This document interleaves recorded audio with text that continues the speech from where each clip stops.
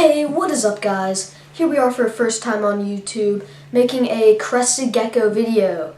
Now, you may notice in this room it is pretty bright, and obviously you guys like that because you like the video having good lighting, and my camera likes that too. But, who doesn't like that is this Crested Gecko right behind me, Edison. He is 4 or 5 months old and like 9 grams. He could be even 3 months old, probably a little older than that. Many things you need to actually take into consideration if you're thinking about getting a Crested Gecko. Hey, just a heads up, everything in this video is based on my own experience and I'm giving it to you for your own consideration, but you have to make your own decisions about these things. In case you missed that.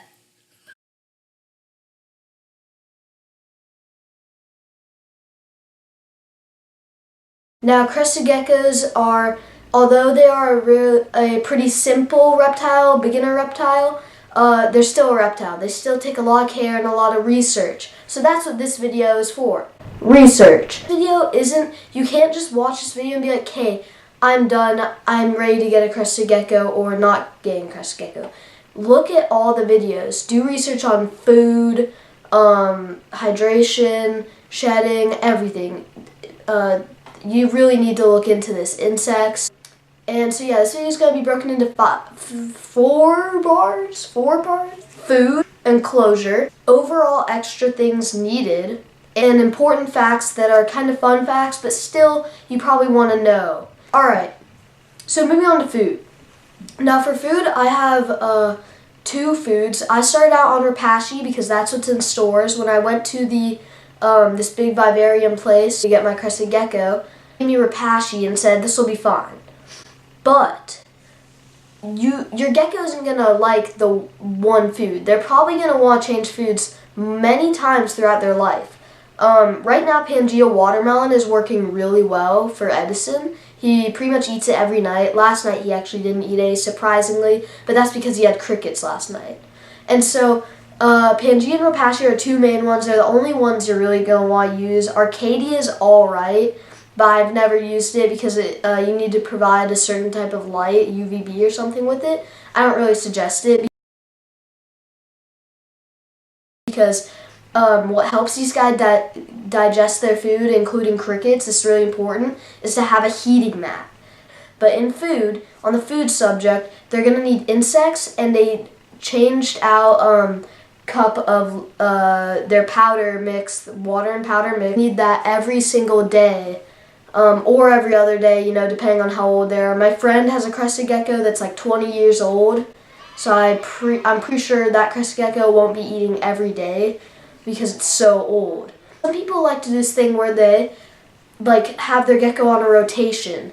But anyways, overall with food, it's pretty simple, although you still need to test out different flavors and stuff to make sure your gecko is eating to their full capacity, or eating how they like to. Insects, in my opinion, are extremely important, and I think every gecko, Crested Gecko, leopard gecko, they all need to eat some amount of insects, unless you know some rare species of geckos that don't eat insects, they just eat fruit or just eat vegetables. I don't think any geckos actually eat vegetables.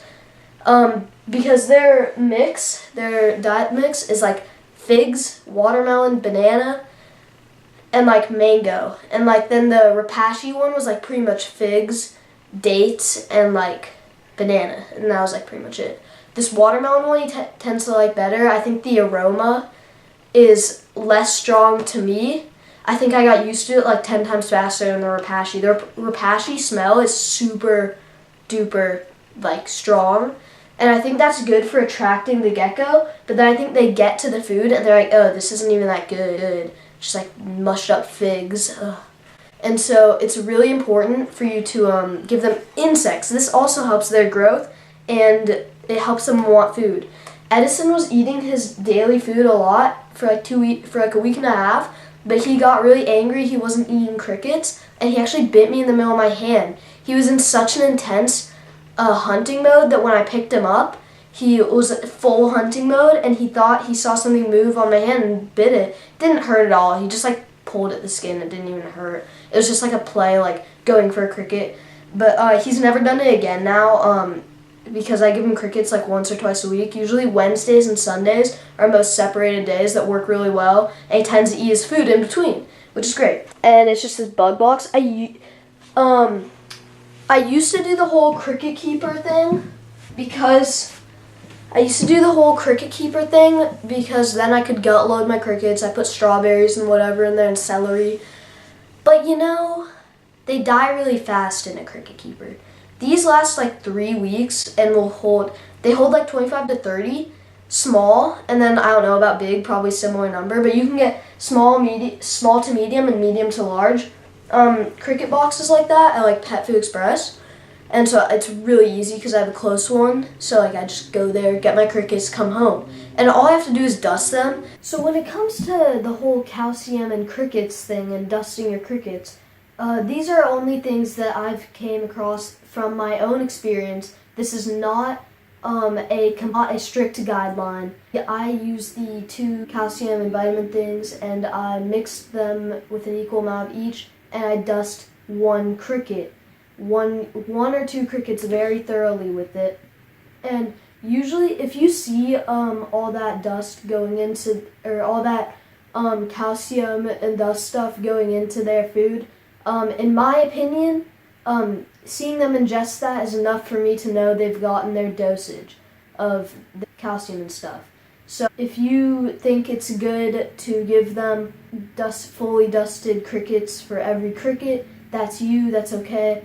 I just dust 1 or 2 of them really thoroughly, and that's the first one my gecko gets, so I make sure they are really getting that calcium powder. But I don't want to overdo it because I worry about calcium and toxicity. And also just keep in mind when you're switching from Repashy to Pangea or vice versa, give it time. It took Essen about a week and a half to eat it on his own, and I was making sure food was getting in him though, and then he eventually really started eating it. Now he eats like more than he ever has. Moving on to the next subject, enclosures. And notice his room right now isn't very humid. It's about 50%, and that's not very good. But I will be misting it at night, but it's important to have a dry period in their room during the day. You don't want it to be ridiculously humid all the time. They like to have a dry period while they're sleeping. As you can see, it's an Exoterra. I forget the dimensions, but this is basically what you want to start your gecko out on. I've seen some YouTube channels where people start their tiny geckos out, like hatchlings, in these like little boxes. And so I suggest putting them in glass enclosures. It holds humidity well, and the vent, you don't need to put tin foil on top of the vent. You just need to mist it more thoroughly. And it does really good. Also, live plants hold humidity really well. So I have 1 live tree in there. It's a money tree. You pretty much just want to have a lot of hiding spots. You don't necessarily need to hide. Just have as much leaves and stuff, and like driftwood helps. The only thing about the driftwood I have in here is it's quite heavy. So I'm always worried that it's going to crush my gecko, even though it doesn't move at all. So like I just have to be careful never to move that, because if he happens to be under there and I accidentally crush him, that'd be awful. But otherwise, nothing else in here could even hurt him. So he's actually fallen from the top of his cage, and he like made this noise on the way down, because I've heard him make vocal noises before. When he fell from the top of his cage once when he was really young and clumsy, he like on the way down was like, eh. Overall things needed you might not take into consideration otherwise. Or in general, you might not think about these things because not all people go over them. Now, usually when I have to clean my gecko's cage, it's not a big deal. You just like take everything out, including the soil, and kind of like rinse it down with a hose, dry it. You don't use any cleaning chemicals unless it's a specific one for crested geckos, even though I don't suggest those.